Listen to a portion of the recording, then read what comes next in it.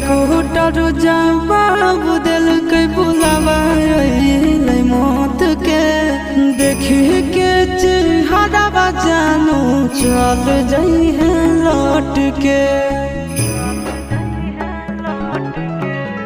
Doctor जवाब दिल के बुलावा मौत के देखी के चेहरा जानू चल जाई है लौट के।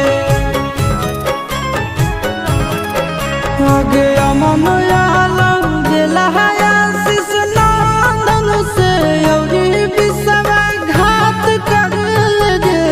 आगे सोना यारा हो भरती पटनावा में आके मुलाकात कर लेगे।